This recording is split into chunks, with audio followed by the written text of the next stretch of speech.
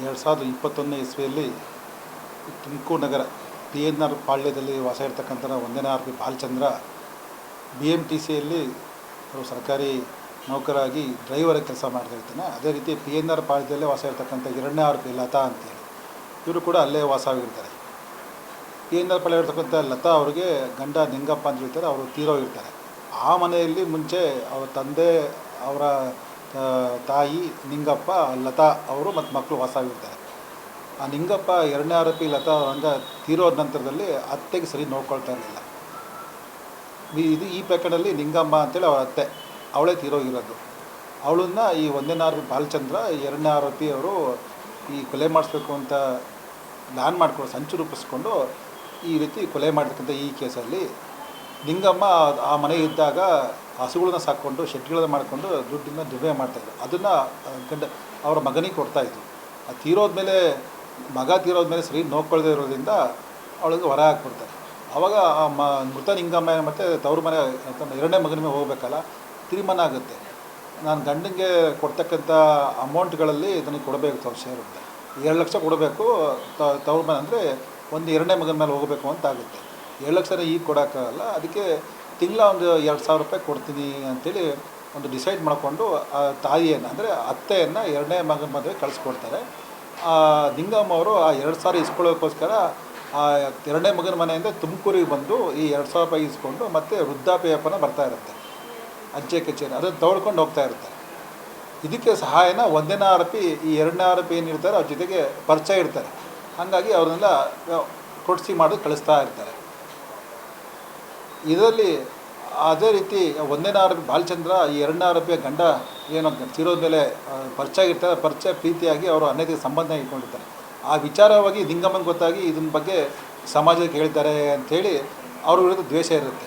ಮತ್ತು ಈ ದುಡ್ಡನ್ನು ತಿಂಗಳ 2,000 ಕೊಡಬೇಕಲ್ಲ, ತಪ್ಪಿಸ್ಬೇಕಲ್ಲ ಅಂಥೇಳಿ ಅವ್ರ ಮೇಲೆ ದ್ವೇಷ ಇಟ್ಕೊಂಡು ಹೇಗಾದರೂ ಮಾಡಿ ಅವ್ರನ್ನ ತಪ್ಪಿಸ್ಬಿಟ್ರೆ ನಾವಿಬ್ಬರು ಚೆನ್ನಾಗಿರ್ಬೋದು ಅಂತೇಳಿ ತೀರ್ಮಾನ ಮಾಡಿಕೊಂಡು 2021ರಲ್ಲಿ 19/7/21ಕ್ಕೆ ಈ ನಿಂಗಮ್ಮ ಅವರು ಅವರ ಎರಡನೇ ಮಗನ ಮನೆಯಿಂದ ತುಮಕೂರಿಗೆ ಬಂದ ಮೇಲೆ ಈ ಒಂದನೇ ಆರೋಪಿ ಕರ್ಕೊಂಡೋಗಿ ಅಂಚೆ ಕಚೇರಿಯಲ್ಲಿ ಅವ್ರು ಬರ್ತಕ್ಕಂಥ ವೃದ್ಧಾಪ್ಯನ ಕೊಡಿಸಿ ಮತ್ತು ಇಲ್ಲಿ ಲತಾ ಅವ್ರಿಗೆ ಕೊಡ್ತಕ್ಕಂಥ 8,000 ರೂಪಾಯಿನ ನಾನು ಮನೆಗೆ ಕೊಡ್ತೀನಿ ಅಂತ ತನ್ನ ಮನೆಗೆ ಕರ್ಕೊಂಡು ಹೋಗ್ತಾರೆ. PNR ತನ್ನ ಮನೆಗೆ ಕರ್ಕೊಂಡೋಗಿ ಆ 8,000 ರೂಪಾಯಿನ ಆ ಅಜ್ಜಿ ಎಣಿಸ್ತಾ ಇರ್ಬೇಕಾರೆ, ಅಂದರೆ ಸುಮಾರು 60ರಿಂದ 65 ವರ್ಷ ಅಜ್ಜಿ ಏಡ್ತಾ ಇರ್ಬೇಕಾರೆ ಈ ಮುಂಚೆ ತೀರ್ಮಾನ ಮಾಡ್ದಂಗೆ ಈ ಅಜ್ಜಿಯಿಂದ ಮುಗಿಸ್ಬೇಕು ಅಂತ ತೀರ್ಮಾನ ಮಾಡಿದಾಗ ಹಿಂದ್ಗಡೆಯಿಂದ ಹಗ್ಗ ಹಾಕಿ ಅವರಿಗೆ ಕೊಲೆ ಮಾಡಿ ಆ ಅಜ್ಜಿಯ ಕೊಲೆ ಮಾಡಿದ ನಂತರದಲ್ಲಿ ಅದಕ್ಕೆ ಗೊತ್ತಾಗಬಾರ್ದು ಅಂತ ಈ ವಿಷಯನ ಇವಳಿಗೆ ಲತಾಗೆ ತಿಳಿಸ್ತಾನೆ. ಎರಡನೇ ಆರೋಪಿ ಅಂದರೆ ಆ ಅಜ್ಜಿಯ ಸೊಸೆಗೆ ತಿಳಿಸ್ತಾನೆ. ಅವಳು ಊರಿಗೆ ಹೋಗ್ತಾಳೆ, ಅಂದರೆ ತವ್ರ ಮನೆ ಹೋದಂಗೆ ಮಾಡ್ತಾಳೆ. ಅವರು ಎರಡನೇ ಲತಾ ಅವರು ಮುಂಚೆನೇ ಈ ಪ್ರಕರಣದಲ್ಲಿ ಟಾಟಾ ಎಸ್ ಗಾಡಿ ಯೂಸ್ ಮಾಡಿದ್ದಾರೆ ಆ ಬಾಡಿನ ತೊಗೊಂಡು ಹೋಗೋಕ್ಕೆಲ್ಲ. ಅವ್ರಿಗೆ ಮುಂಚೆನೇ ಹೇಳಿರ್ತಾಳು, ನನಗೆ ನಿಮ್ಮದು ಟಾಟಾ ಎಸ್ ಗಾಡಿ ಬೇಕು, ಒಂದು ಫ್ರಿಜ್ ತೊಗೊಳ್ಬೇಕು ಅಂತ ಹೇಳಿಬಿಟ್ಟು ತೊಗೊಂಡೋಗಿ ಹೇಳ್ತಾರೆ. ಆ ಓನರು ಕೂಡ 19/7ಕ್ಕೆ ಮಧ್ಯಾಹ್ನ 4 ಮೇಲೆ ಬರುತ್ತೆ, ಬಂದು ತೊಗೊಂಡೋಗಿ ಅಂತ ಹೇಳಿರ್ತಾರೆ. ಅದ್ರ ಪ್ರಕಾರನೇ ಇವನು 4:15 ಮೇಲೆ 5 ಗಂಟೆ ಮೇಲೆ ಹೋಗಿ PNR ಇದು ಒಂದು ತುಮಕೂರು ರೈಲ್ವೆ ಬ್ರಿಡ್ಜ್ ಜೊತೆಗಿರ್ತಕ್ಕಂಥ ಒಂದು ಮಂಜುನಾಥ ಎಲೆಕ್ಟ್ರಿಕಲ್ಸ್ ವರ್ಕ್ಶಾಪ್ ಅಂತ ಇದೆ, ಅಲ್ಲಿ ಹೋಗಿ ಅವರು ಸೇರ್ತಕ್ಕಂಥ ಟಾಟಾ ಎಸ್ ಗಾಡಿಯನ್ನು ಅಲ್ಲಿಂದ ತೊಗೊಂಡೋಗ್ತಾನೆ. ಅಲ್ಲಿ ಹೋಗ್ಬೇಕಾದ್ರೆ ತನ್ನ ಗಾಡಿಯಲ್ಲಿ ಹೋಗ್ತಾನೆ, ಗಾಡಿಯಲ್ಲಿ ಬಿಟ್ಟಿರ್ತಾನೆ. ಅಲ್ಲಿ CCTV ಇರ್ತಾರೆ, ಗೊತ್ತಿರಲ್ಲ ಅವನಿಗೆ. ಅಲ್ಲಿ ಇವನು ಬಂದ ಗಾಡಿ ಬಿಟ್ಟು ಆ ಟಾಟಾ ಎಸ್ ಗಾಡಿ ತೊಗೊಂಡೋಗಿರುತ್ತಂತೂ ರೆಕಾರ್ಡ್ ಆಗಿರುತ್ತೆ. ಅಲ್ಲಿಂದ ಬಾಡಿ ತೊಗೊಂಡೋಗ್ತಾನೆ. ಬಾಡಿ ತೊಗೊಂಡೋಗಿ ಸಂಜೆ ಆದಮೇಲೆ 2021 ಕೊರೋನಾ ಟೈಮು, ಆ ಟೈಮಲ್ಲಿ ಮೃತ ಆಗಿರ್ತಾರೆ. ಸಂಜೆ ಆದಮೇಲೆ, ರಾತ್ರಿ ಆದಮೇಲೆ ಅಲ್ಲಿ ತೊಗೋಗಿಂತ ಮುಂಚೆ ಶವಾಗಾರ 4ನೇ ವಾರ್ಡ್ ಶವಾಗಾರಕ್ಕೆ ಫೋನ್ ಮಾಡಿ ಕೇಳ್ತಾನೆ, ನಾನು ಬಾಡಿ ತರ್ತಾಯಿದ್ದೀನಿ ಅಂತ ಕೇಳ್ತಾರೆ. ತೊಗೊಂಬನ್ನಿ ಅಂತ ಹೇಳಿದಾಗ ಸುಮಾರು 8 ಗಂಟೆ ಮೇಲೆ ಬಾಡಿ ತೊಗೊಂಡೋಗ್ತಾನೆ, ಸುತ್ಕೊಂಡು ಎಲ್ಲ ತೊಗೊಂಡೋಗಿರ್ತಾನೆ. ಅವನೇ ಎಲ್ಲ ಇಳಿಸಿ ತೊಗೊಂಡೋಗ್ತಾನೆ. ಅಲ್ಲಿರ್ತಕ್ಕ ಕೆಲಸ ಮಾಡೋರು ಏನು ಮಾಡ್ತಾರೆ, ಇವರಿಗೆ ಬಾಡಿ ಒಬ್ಬರೇ ಬಂದಿದ್ದೀರಲ್ಲ ಸಂಬಂಧಿಕರಲ್ಲಿ ಕೇಳಿದ್ರೆ, ಇಲ್ಲ ಯಾರೂ ಬಂದಿಲ್ಲ, ಕೊರೋನಾ ಇದೆಲ್ಲ ಮಳೆ ಬೇರೆ ಬರ್ತಾಯಿತ್ತಲ್ಲ, ಒಬ್ಬರೇ ತೊಗೊಂಡ್ಬಂದಿದ್ದೀನಿ ಅಂತ ಹೇಳ್ತಾರೆ. ಆ ಶವಾಗಾರದವ್ರು ಏನು ಮಾಡ್ತಾರೆ ಅವಾಗ ಅಂದರೆ, ಇಲ್ಲ ನೀವು ಒಬ್ಬರೇ ಬಂದಿದ್ದೀರಾ, ಸಂಬಂಧಿಕರು ಇಲ್ಲ, ಸತ್ತೋಳ್ದವ್ರು ID ಕಾರ್ಡನ್ನು ಕೊಡಿ, ಆಧಾರ್ ಕಾರ್ಡ್ ತಂದು, ಇಲ್ಲ ಸಂಬಂಧಿಕ ಕರ್ಕೊಂಬನ್ನಿ ಅಂತ ಹೇಳ್ತಾರೆ. ಆವಾಗ ಮಾಡೋಕ್ಕಾರೋ ಮಾತುಕತೆ ಆಗುತ್ತೆ. ಆವಾಗ ಆಯಮ್ಮ ಅಲ್ಲಿ ಕೆಲಸ ಮಾಡೋರು, ಆ ಕೌನ್ಸಿಲರ್ ಆಗಿರ್ತಕ್ಕಂಥ ಮಹೇಶ್ ಬಾಬು ಅಂತ ಅವ್ರ ಹೆಂಡತಿ ಅಲ್ಲಿ ಕೌನ್ಸಿಲರು, ಅವರಿಗೆ ಫೋನ್ ಮಾಡಿ ಈ ರೀತಿ ಬಂದುಬಿಟ್ಟಿದ್ದಾರೆ, ತೊಗೊಂಬರ್ತಾ ಇದ್ದಾರೆ, ಮಾಡಬೇಕು ಅಂತ ಇದ್ದಾರೆ, ಮಾಡಬೇಕೋ ಬೇಡ, ಸಂಸ್ಕಾರ ಕೊಡಬೇಕೋ ಬೇಡ ಅಂತ ಕೇಳಿದಾಗ ಅದು ಇಲ್ಲ ಮಾಡೋಕ್ಕೆ ಬರೋಲ್ಲ, ಸತ್ತೋಗಿರ್ತಕ್ಕಂಥ ಅವರ ಮಾಹಿತಿ ಬಗ್ಗೆ ದಾಖಲಾತಿ ಇಲ್ಲ ಸಂಬಂಧಿಕ ಬಂದರೆ ಮಾಡಿ, ಇಲ್ಲಂದ್ರೆ ಮಾಡೋಕ್ಕೆ ಕೊಡಬೇಡ್ರಿ ಅಂತ ಹೇಳ್ತಾರೆ. ಪುನಃ ಅವನು ವಾಪಸ್ ತೊಗೊಂಡೋಗ್ತಾನೆ. ನಾನು ತೋಟದಲ್ಲೇ ಮಾಡ್ತೀನಿ ಅಂತೇಳಿ ಆ ಶವನ ಮತ್ತೆ ತೊಗೊಂಡೋಗ್ತಾನೆ. ಮತ್ತೆ ತೊಗೊಂಡೋಗಿ ತೊಗೊಂಡೋದ ನಂತರದಲ್ಲಿ ಹೇಗೆ ಮಾಡಿ ಶವನ ಕೊಲೆ ಮಾಡಿದ ಶವನ ಇದ್ದಾಗಬೇಕಲ್ಲ. ಹಾಗಾಗಿ ಗೊತ್ತಾಗುತ್ತೆ ಅಂತ ರೈಲ್ವೆ ಹಳಿ ಹತ್ರ ತೊಗೊಂಡೋಗಿ ರೈಲ್ವೆ ಮೇಲೆ ಹಾಕ್ತಾನೆ. ರೈಲ್ವೆ ಹಳಿಯಲ್ಲಿ ಹಾಕಿದ ನಂತರದಲ್ಲಿ ರೈಲ್ವೆ ಹೋದ್ಮೇಲೆ ಅದು ಕತ್ತು ಮೇಲೆ ಹೋಗಿರುತ್ತೆ. ಕತ್ತು ಬೇರೆ ಆಗುತ್ತೆ, ಮುಂಡ ಬೇರೆ, ಮುಂಡ ಬೇರೆ ಬೇರೆ ಆಗಿರುತ್ತೆ. ಮುಖ ಮಾತ್ರ ಏನೋ ಶೇಪ್ ಇದಾಗಿರಲ್ಲ. ಈಗ ಗುರುತು ಸಿಗುತ್ತಲ್ಲ ಅಂಥೇಳಿ ಪುನಃ ಮತ್ತೆ ಮುಂಡನ ಅಲ್ಲೇ ಬಿಟ್ಟು ಆ ರುಂಡ ಮಾತ್ರ ಒಂದು ಪ್ಲಾಸ್ಟಿಕ್ ಕವರ್ ಹಾಕ್ಕೊಂಡು ಅವನ ಗಾಡಿಯಲ್ಲೇ ತೊಗೊಂಡೋಗಿ ಒಂದು ಗಾಡಿ ತೊಗೊಂಡೋಗಿ ಯಾವ್ದಾರ ಬೇರೆ ಕಡೆ ಹೋಗೋ ಬೇರೆ ರಾಜ್ಯಕ್ಕೆ ಹೋಗ್ತಕ್ಕಂಥ ಒಂದು ಗಾಡಿಗಳೇ ಹಾಕ್ಬೇಕಂತ ಲಾರಿಯಲ್ಲಿ ತೊಗೊಂಡೋಗಿ ರಾತ್ರಿ ಹಾಕಿ ಬರ್ತಾನೆ. ಹಾಕಿಬಿಟ್ಟು ಅಲ್ಲಿ ರುಂಡ ಮತ್ತು ಮುಂಡ ಬೇರೆ ಆದ ನಂತರದಲ್ಲಿ ಆ ತಲೆ ಇರ್ತಕ್ಕಂಥ ಕ್ಲಿಯರಾಗಿ ಮುಖ ಐಡೆಂಟಿಫೈ ಆಗುತ್ತೆ ಅಂತೇಳಿ ಅದನ್ನು ನಾಶಪಡಿಸ್ಬೇಕು, ಸಾಕ್ಷಿ ನಾಶಪಡಿಸ್ಬೇಕು ಅಂತೇಳಿ ಪುನಃ ಆ ತಲೆಯನ್ನು ಒಂದು ಪ್ಲಾಸ್ಟಿಕ್ ಚೀಲದಲ್ಲಿ ಹಾಕ್ಕೊಂಡು ಈ ಕ್ಯಾಸಂದ್ರ ಜಾಸ್ ಟೋಲ್ಗೇಟ್ ಅಂತೇಳಿ ಅಲ್ಲಿವರೆಗೂ ಬರ್ತಾನೆ. ಅಲ್ಲಿ ಆ ಟೋಲ್ಗೇಟಿಂದ ಬೇರೆ ಬೇರೆ ಗಾಡಿ ಹೋಗ್ತವೆ, ಲಾರಿಗಳು ಹೋಗ್ತವೆ. ಆ ತಮಿಳ್ನಾಡು ಗಾಡಿ ಒಂದು ಲಾರಿ ಬಂದಿರುತ್ತೆ. ಅದಕ್ಕೆ ಹಿಂಭಾಗದಲ್ಲಿ ತಗೊಂಡು ಅದು ಗೊತ್ತಾಗ್ದಂಗೆ ಇಟ್ಬಿಟ್ಟು ಅಲ್ಲಿಂದ ಓಡೋಗುತ್ತೆ. ತಮಿಳ್ನಾಡು ಹೋಗುತ್ತೆ. ಈ ಓಡ್ ನಂತರದಲ್ಲಿ ಇಲ್ಲಿ ನಗರದಲ್ಲಿ ಸ್ಟೇಷನಲ್ಲಿ ಈ ರೈಲ್ವೆ ಸ್ಟೇಷನಲ್ಲಿ ಇರ್ತಕ್ಕಂಥ ಇದರಲ್ಲಿ ಬರೀ ಮುಂಡ ಇದೆ, ತಲೆ ಇಲ್ಲ ಅಂತ ಪೊಲೀಸ್ ಅಲ್ಲಿನ ರೈಲ್ವೆ ಅಧಿಕಾರಿಗಳು ಕಂಡು ಬಂದ ಮೇಲೆ ಅವರೊಂದು UDR ಕೇಸನ್ನು ಮಾಡ್ಕೊಳ್ತಾರೆ ಅವತ್ತೇ. ಬಟ್ ಅದೇ ಲಾರಿಯವನು ಹೋಗ್ತಾನೆ, ಅವನು ಅವತ್ತು ಇಳ್ಕಲ್ಲಿಗೆ ಹೋಗಿರ್ತಾನೆ. ಇಳ್ಕಲ್ಲಲ್ಲಿ ಏನು ಮಾಡ್ತಾರೆ, ಅಲ್ಲಿ ಅನ್ಲೋಡ್ ಮಾಡ್ಬೇಕಾದ್ರೆ ಹಿಂದೆ ಟಾರ್ಪಲ್ ತೆಗೆದಾಗ ಒಂದು ಚೀಲದಲ್ಲಿ ಒಂದು ಅಜ್ಜಿ ತಲೆ ಇದು ನೋಡಿಬಿಟ್ಟು ಗಾಬರಿಯಾಗಿ ಅವರ ಓನರಿಗೆ ಕೇಳ್ತಾ ಮೇಲೆ ಕಂಪ್ಲೇಂಟ್ ಕೊಡಪ್ಪ ಅಂತ ಹೇಳಿದ್ಮೇಲೆ ಇಳ್ಕಲ್ಲಲ್ಲಿ ಅಲ್ಲೂ ಕೂಡ ಒಂದು ಕಂಪ್ಲೇಂಟ್ ಕೊಡ್ತಾರೆ. ಅಂದರೆ ಬಾಗಲಕೋಟೆಯ ಜಿಲ್ಲೆ ಇಳ್ಕಲ್ಲಲ್ಲೂ ಒಂದು FIR ಆಗುತ್ತೆ, ಇಲ್ಲಿ ರೈಲ್ವೆ ಸ್ಟೇಷನಲ್ಲೂ ಕೂಡ ಒಂದು FIR ಆಗುತ್ತೆ. ಇದಾದ ನಂತರದಲ್ಲಿ ಎರಡನೇ ಮಗ ನನ್ನ ತಾಯಿ ಯಾಕೆ ಬರಲಿಲ್ಲ ಮನೆಗೆ ಅಂತ ಹೇಳಿ ತುಮಕೂರಿಗೆ ಬಂದಾಗ ಈ ಲತಾ ಅವ್ರಿಗೆ ಫೋನ್ ಮಾಡಿ ಕೇಳ್ತಾನೆ, ಅಮ್ಮ ಬಂದಿದ್ದರು ಇನ್ನೂ ಬಂದಿಲ್ಲ ಏನೋ ಕೇಳಿದ ಅಂತ. ಇಲ್ಲ ನಾನು ತವ್ರ ಮನೆ ಹೋಗ್ಬಿಟ್ಟು ನಾನು ಇರಲಿಲ್ಲ ಅಂತ ಹೇಳ್ತಾರೆ. ಇದ್ರ ಬಗ್ಗೆ ಆ ಬಾಲಚಂದ್ರ ಅವನೇ ಯಾವಾಗಲೂ ಸಹಾಯ ಮಾಡ್ತಿದ್ದ. ಅವನಿಗೆ ಕೇಳ್ರಿ ಅಂತ ಹೇಳ್ದೆ. ಅವ್ನು ಕೇಳಿದಾಗ ಮಧ್ಯಾಹ್ನನೇ ಕಳಿಸ್ಬಿಟ್ಟೆ ನಾನು. ಅವ್ನಿಗೆ ಬಾಲಚಂದ್ರಿಗೆ ಹೇಳ್ತಾರೆ, ಮಧ್ಯಾಹ್ನ 1 ಗಂಟೆಗೆ ಕಳಿಸ್ಬಿಟ್ಟೆ ನಾನು, ಆಟೋ ಹರಿಸಿ ಬಸ್ ಸ್ಟ್ಯಾಂಡ್ ಬಿಟ್ಟು ಬಂದೆ ಅಂತ ಹೇಳ್ತಾನೆ. ಆದರೂ ಬಂದಿರಲ್ಲ. ಒಂದು ದಿವಸ ಕಾಯ್ತಾರೆ.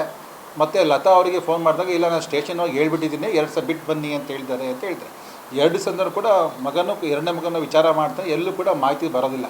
ಹಾಗಾಗಿ ಅವರು ಕೂಡ ಅವರ ಸ್ವಂತ ಅಲ್ಲಿಂದ ತುಮಕೂರಿಗೆ ಬಂದು ಈ ಲತಾ ಅವ್ರ ಜೊತೆಗೆ ತುಮಕೂರು ನಗರ ಸ್ಟೇಷನಿಗೆ ಕಂಪ್ಲೇಂಟ್ ಕೊಡೋಕ್ಕೆ ಅಂತ ಹೋದಾಗ ಇಲ್ಲ ಇದು ತುಮಕೂರು ನಗರದ ರೈಲ್ವೆ ಹಳಿಯಲ್ಲಿ ಒಂದು ಮುಂಡ ಇರತಕ್ಕಂಥ ಬಾಡಿ ಸಿಕ್ಕಿದೆ, ಅದನ್ನು ಆಸ್ಪತ್ರೆಯಲ್ಲಿ ಹೋಗಿ ನೋಡಿ ಅಂತ ಕಳಿಸಿರ್ತಾರೆ.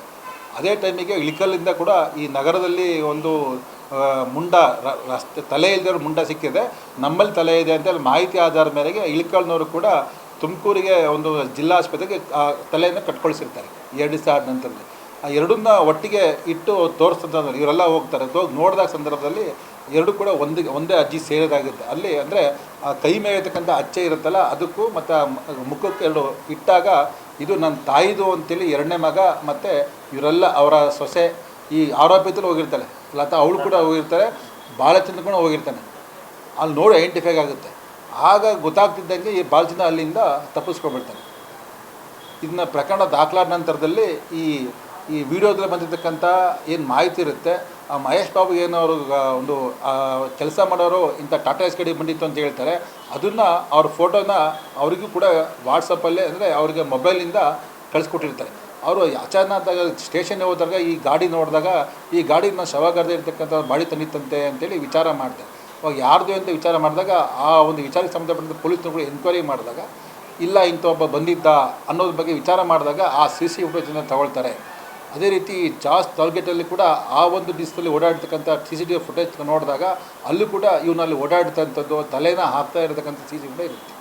ಇದೆಲ್ಲ ಮಾಹಿತಿಯನ್ನು ಇವರು ಇಳಿಕಲ್ ಪೊಲೀಸ್ ಠಾಣೆಯವರು ಅಲ್ಲಿರ್ತಕ್ಕಂಥ ಹೊಸ್ಕೇರಪ್ಪ ಅಂತೇಳಿ ಅವರು ಮತ್ತು ಅಂಥದ್ರಲ್ಲಿ ಇಲ್ಲಿ ತುಮಕೂರು ರೈಲ್ವೆ ಪೊಲೀಸ್ ಠಾಣೆ ಕಾಂತರಾಜ್ ASI ಅಂತೇಳಿ ಶಿವಕುಮಾರ್ ಅಂತೇಳಿ ಅವರು ತನಿಖೆಯನ್ನು ಪ್ರಾರಂಭ ಮಾಡಿ ಆರೋಪಿನ ದಸ್ತಗಿರಿ ಮಾಡಿ ಅವನು ವಿಚಾರಣೆ ಮಾಡಿದಾಗ ಹೌದು ನಾವು ಮತ್ತು ತೀರೋದ್ಮೇಲೆ ನಿಂಗಪ್ಪ ತೀರೋದ್ಮೇಲೆ ನಾನು ಮತ್ತು ಲತಾ ಅವ್ರಿಗೆ ಸಂಬಂಧ ಇತ್ತು, ಅದ್ರ ಬಗ್ಗೆ ಈ ಮೃತ ನಿಂಗಮ್ಮ ಅವ್ರ ಅತ್ತೆ ತಕರಾರು ಇರ್ತಿತ್ತು, ಈ ಊರಲ್ಲೇ ಹೇಳ್ಕೊಂಡು ಅವಮಾನ ಮಾಡ್ತಾಯಿದ್ರು ಮತ್ತು ಅವಳಿಗೆ ದುಡ್ಡು ಕೊಡೋದು ತಪ್ಪಿಸ್ಬೇಕು ಉದ್ದೇಶದಿಂದ ಈ ರೀತಿ ನಾವು ಅವರನ್ನು ಕೊಲೆ ಮಾಡಿದ್ದೀನಿ ಅಂತೀನಿ ಹೇಳ್ತಾನೆ. ಮತ್ತು ಅವ್ರು ಕೊಲೆ ಮಾಡಿದ ಸ್ಥಳ ಮತ್ತು ಅದನ್ನು ಹಗ್ಗ ಇಲ್ಲಿ ಬಿಸಾಕಿದ್ದೀನಿ ಅಂತೇಳಿ ಎಲ್ಲೇ ತೊಗೊಂಡು ಹಾಕ್ತೆ ಅದನ್ನೆಲ್ಲ ತೋರಿಸ್ತೀನಿ ಅಂತ ಹೇಳಿದಾಗ ವಿಚಾರ ಮಾಡಿದಾಗ ಅವನು ಪೊಲೀಸರು ಕರ್ಕೊಂಡೋಗಿ ಇದೇ ಸ್ಥಳದಿಂದ ತನ್ನ ಮನೆಯಲ್ಲಿ ಇಲ್ಲಿ ಕೊಲೆ ಮಾಡಿದೆ, ಇಲ್ಲಿ ಕೊಲೆ ಆದಮೇಲೆ ಆ ಅಜ್ಜಿಗೆ ಸೇರಿರ್ತಕ್ಕಂಥ ಬಂಗಾರದ ಮೂಗುತಿ ತಾಳಿ ಸರ ಗುಂಡುಗಳನ್ನು ಮತ್ತು ಅವತ್ತು 7 ದುಡ್ಡನ್ನು ಕೂಡ ಅವನ ಮನೆಯಲ್ಲೇ ಹಾಸಿಗೆ ಕೆಳಗೆ ಇಟ್ಟಿರ್ತಾನೆ, ಅದನ್ನೆಲ್ಲ ಹಾಜರುಪಡಿಸ್ತಾನೆ. ಆಮೇಲೆ ಅದನ್ನ ತಲೆ ತೊಗೊಂಡೋಗಿ ಬಯಸೋಂಥ ಗಾಡಿಯನ್ನು ಕೂಡ ಅಜರ್ಪಡಿಸ್ತಾನೆ. ಅದನ್ನೆಲ್ಲ ವಶಕ್ಕೆ ತೊಗೊಂಡ ನಂತರದಲ್ಲಿ ಈ CCTV ಫುಟೇಜು ಮತ್ತು ಅವ್ರು ಕೊಟ್ಟಿರ್ತಕ್ಕಂಥ ಸ್ಟೇಟ್ಮೆಂಟು ಮತ್ತು ಭಾಳ ಪ್ರಮುಖವಾಗಿ ಅಂಚೆ ಕಚೇರಿಯಲ್ಲೂ ಕೂಡ ಅವ್ನು ಹೋಗಿರ್ತಾನೆ ಅವತ್ತು.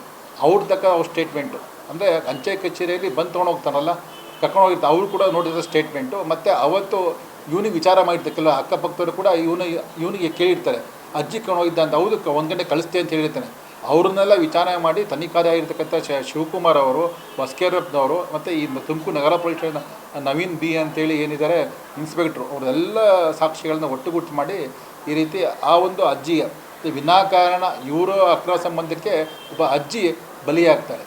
ಅತ್ತೆ ಬುದ್ಧಿವಾದ ಹೇಳಿದ್ದಕ್ಕೆ ಅತ್ತೆನ ಕೊಂದ್ಬಿಟ್ಟು ನಾವು ಚೆನ್ನಾಗಿರ್ಬೋದು ಅಂತ ದೃಷ್ಟಿಯಿಂದ ಇಬ್ಬರು ಕೂಡ ಬಾಲಚಂದ್ರ ಮತ್ತು ಲತಾ ಇಬ್ಬರು ಕೂಡ ಪ್ಲ್ಯಾನ್ ಮಾಡಿ ಆ ಅಜ್ಜಿನ ಏನೂ ಒಂದು ಅಪರಾಧ ಮಾಡದೇ ಇದ್ರೂ ಕೂಡ ಒಬ್ಬ ಹಿರಿಯ ನಾಗರಿಕರನ್ನು ಕೊಲೆ ಮಾಡಿ ಆ ಕೊಲೆನ ಮುಚ್ಚಾಕಬೇಕು, ಸಾಕ್ಷಿ ನಡೆಸಬೇಕು ಅಂತೇಳಿ ರೈಲ್ವೆ ಟ್ರ್ಯಾಕ್ ಮೇಲೆ ಹಾಕಿ ಆ ರೈಲ್ವೆ ಟ್ರ್ಯಾಕ್ ಹಾಕಿದ್ರು ಕೂಡ ಮತ್ತೆ ಮುಖ ಕಾಣುತ್ತಲ್ಲ ಅಂತೇಳಿ ಅದನ್ನು ಮುಚ್ಚಾಕೋಸ್ಕರ ತಲೆ ತೊಗೊಂಡೋಗಿ ಮತ್ತು ಲಾರಿಯಲ್ಲಿ ಹಾಕಿ ಈ ರೀತಿ ಒಳ್ಳೆ ಒಬ್ಬ ಸರ್ಕಾರಿ ನೌಕರ ಕೆಲಸ ಮಾಡ್ತಕ್ಕಂಥ ಒಂದು ಬಾಲಚಂದ್ರ ಅಕ್ರಮ ಸಂಬಂಧಕ್ಕೋಸ್ಕರ ಈ ರೀತಿ ಒಬ್ಬ ಹಿರಿಯರಾಗಿರೋ ಪ್ರಾಣ ತೆಗೆದಿರ್ತಕ್ಕಂಥದ್ದನ್ನು ಹುಲಿಕಲ್ ಪೊಲೀಸ್ ಠಾಣೆಯವರು, ತುಮಕೂರು ನಗರ ರೈಲ್ವೆ ಪೊಲೀಸ್ ಠಾಣೆ ಇರ್ತಕ್ಕಂಥ ಶಿವಕುಮಾರ್ ಅವರು, ಹೊಸಕೆರೆಪ್ನವರು ನಂತರದಲ್ಲಿ ತುಮಕೂರು ನಗರಕ್ಕೆ ಬರುತ್ತೆ. ಯಾಕಂದರೆ ಕೊನೆಯದಾಗಿ ಅವನು ಒಪ್ಕೊಳ್ಳೋದು ಏನಂದರೆ ಆ ಕೊಲೆನ ತನ್ನ ಮನೆಯಲ್ಲಿ ಪಿಯನ್ನು ಬಳಕೆ ಮಾಡಿ ಒಪ್ಕೊಳ್ತಾನಲ್ಲ, ಹಾಗಾಗಿ ಆ ದೃಶ್ಯ ಆದ ಮೇಲೆ ಕೊನೆಗೆ ತುಮಕೂರು ನಗರಕ್ಕೆ ಬರುತ್ತೆ.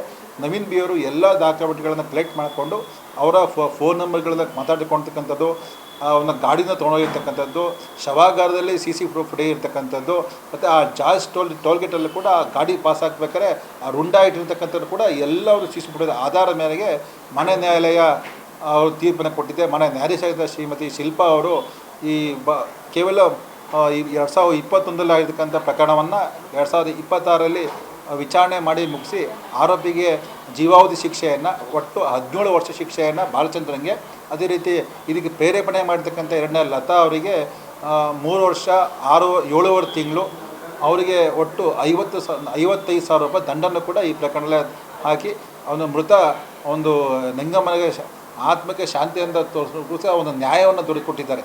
ಹಾಗಾಗಿ ಈ ಪ್ರಕರಣದಲ್ಲಿ ಹಿರಿಯ ನಾಗರಿಕರಿಗೆ ಯಾವ ರೀತಿ ಹಿಂಸೆಯನ್ನು ಕೊಟ್ಟರು, ಯಾವ ರೀತಿ ಆ ಕೊಲೆಗೆ ಮುಚ್ಚಲು ಪ್ರಯತ್ನ ಪಟ್ಟಿರೋದನ್ನು ಎಳೆಯಾಗಿ ತನಿಖಾಧಿಕಾರಿ ನವೀನ್ ಅವರು ಶಿವಕುಮಾರ್ ಕೊಟ್ಟಿದ್ದಾರೆ. ಅದನ್ನು ಮಾನ್ಯ ಗಮನಿಸಿ ಅವರಿಗೆ ಶಿಕ್ಷೆ ಕೊಟ್ಟಿರ್ತಕ್ಕಂಥದ್ದು ಸತ್ಯಕ್ಕೆ ಜಯ ಸಿಕ್ಕಂಗಾಗಿದೆ. ದೀಪಕ್ ಅಂತೇಳಿ ಅಲ್ಲಿ ಆ ಒಂದು ಕೋರ್ಟ್ನಲ್ಲಿ 6ನೇ ಹೆಚ್ಚುವರಿ ನ್ಯಾಯಾಲಯದಲ್ಲಿ ಸರ್ಕಾರಿ ಯೋಜನೆ ಕೆಲಸ ಮಾಡ್ತಾರೆ. ನಿರ್ಭೀತ, ನಿಷ್ಪಕ್ಷಪಾತ, ವಿಶ್ವಾಸಾರ್ಹ ಸುದ್ದಿಗಳಿಗೆ ಮತ್ತೊಂದು ಹೆಸರಾಗಿರುವಂತ ನ್ಯೂಸ್ 18 ಕನ್ನಡ ಈಗ ಆಪ್ನಲ್ಲೂ ಲಭ್ಯವಿದೆ. ದಯವಿಟ್ಟು ಇಲ್ಲಿರುವ QR ಕೋಡ್ ಅನ್ನ ಸ್ಕ್ಯಾನ್ ಮಾಡಿಕೊಂಡು ಆಪ್ ಅನ್ನ ಡೌನ್ಲೋಡ್ ಮಾಡೋದಕ್ಕೆ ಮರಿಬೇಡಿ.